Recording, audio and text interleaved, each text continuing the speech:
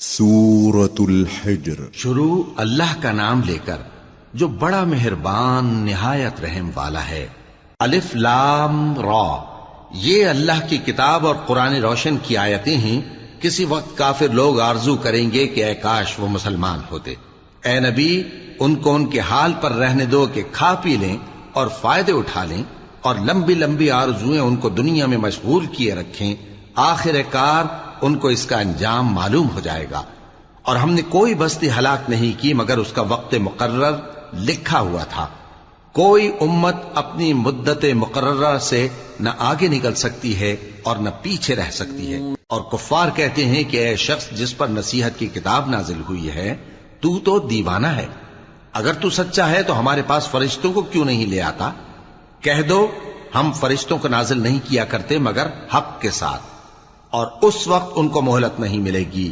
بے شک یہ کتاب نصیحت ہم ہی نے اتاری ہے، اور یقیناً ہم اس کے نگہبان ہیں۔ اور ہم نے تم سے پہلے کے مختلف گروہوں میں بھی پیغمبر بھیجے تھے، اور ان کے پاس کوئی پیغمبر نہیں آتا تھا مگر وہ اس کے ساتھ ہنسی کرتے تھے۔ اسی طرح ہم اس گستاخی کو گناہگاروں کے دلوں میں ڈالے رکھتے ہیں، سو وہ اس پر ایمان نہیں لاتے۔ اور پہلے لوگوں کی روش بھی یہی رہی ہے۔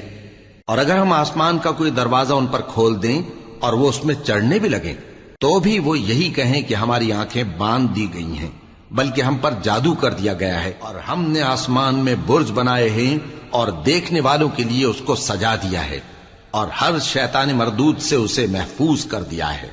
ہاں، اگر کوئی چوری سے سننا چاہے تو ایک روشن انگارہ اس کے پیچھے لپکتا، اور زمین کو ہم نے پھیلایا اور اس میں پہاڑ بنا کر رکھ دیے، اور اس میں ہر ایک چیز اندازے سے اگائی۔ اور ہم نے تمہارے لیے اور ان لوگوں کے لیے جن کو تم روزی نہیں دیتے اس میں معاش کے سامان پیدا کیے، اور ہمارے ہاں ہر چیز کے خزانے ہیں، اور ہم اس کو بمقدار مناسب اتارتے رہتے ہیں۔ اور ہم ہوائیں چلاتے ہیں جو پانی سے بھری ہوئی ہوتی ہیں، سو ہم آسمان سے مے برساتے ہیں، پھر ہم تم کو اس کا پانی پلاتے ہیں، اور تم تو اس کا خزانہ نہیں رکھتے۔ اور یقیناً ہم ہی حیات بخشتے اور ہم ہی موت دیتے ہیں، اور ہم ہی سب کے وارث ہوں گے۔ اور جو لوگ تم میں پہلے گزر چکے ہیں ہم کو معلوم ہے، اور جو پیچھے آنے والے ہیں وہ بھی ہم کو معلوم ہے۔ اور تمہارا پروردگار قیامت کے دن ان سب کو جمع کرے گا، وہ بڑا دانا ہے، خبردار ہے۔ اور ہم نے انسان کو کھنکھناتے سڑے ہوئے گارے سے پیدا کیا ہے، اور جنوں کو اس سے بھی پہلے بے دھوئیں کی آگ سے پیدا کیا تھا۔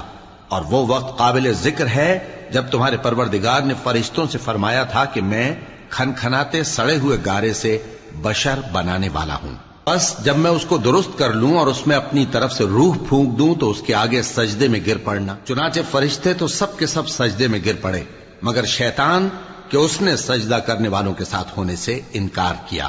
فرمایا اے ابلیس، تجھے کیا ہوا کہ تو سجدہ کرنے والوں میں شامل نہ ہوا؟ اس نے کہا میں ایسا نہیں ہوں کہ انسان کو جس کو تو نے کھنکھناتے سڑے ہوئے گارے سے بنایا ہے سجدہ کروں۔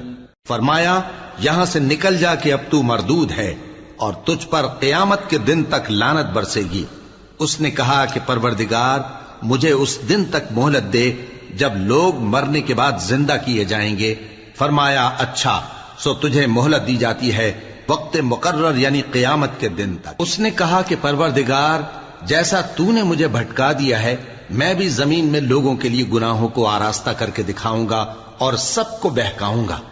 ہاں، ان میں جو تیرے خاص بندے ہیں ان پر میرا قابو چلنا مشکل ہے۔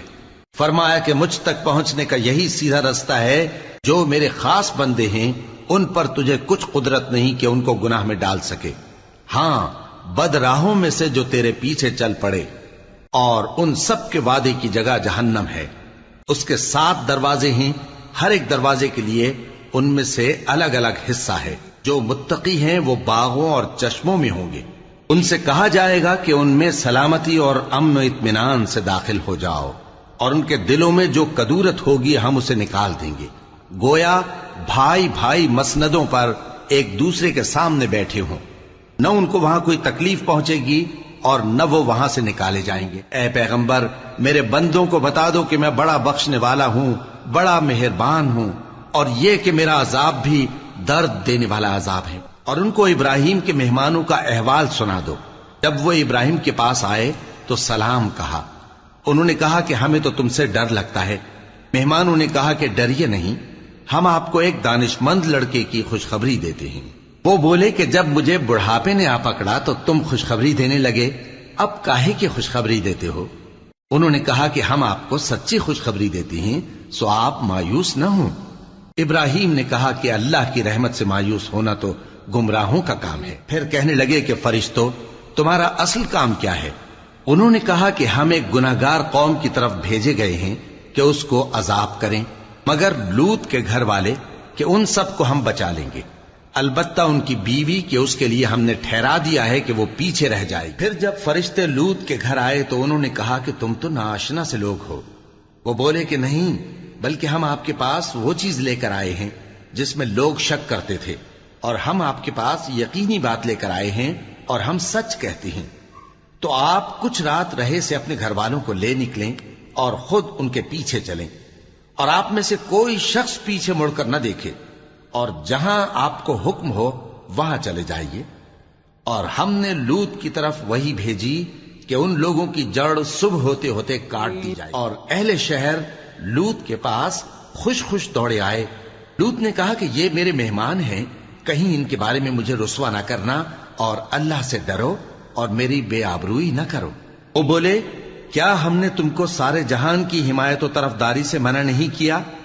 انہوں نے کہا کہ اگر تمہیں کرنا ہی ہے تو یہ میری قوم کی لڑکیاں ہیں، ان سے شادی کر لو۔ اے نبی، تمہاری جان کی قسم، وہ اپنی مستی میں مدہوش ہو رہے تھے، سو ان کو سورج نکلتے نکلتے چنگھاڑ نے آ پکڑا، اور ہم نے ان بستیوں کو الٹ کر نیچے اوپر کر دیا اور ان پر کھنگر کی پتھریاں برسائیں۔ بے شک اس قصے میں اہل فراست کے لیے نشانی ہے، اور وہ بستیاں اب تک شام جانے والے سیدھے رستے پر موجود ہیں۔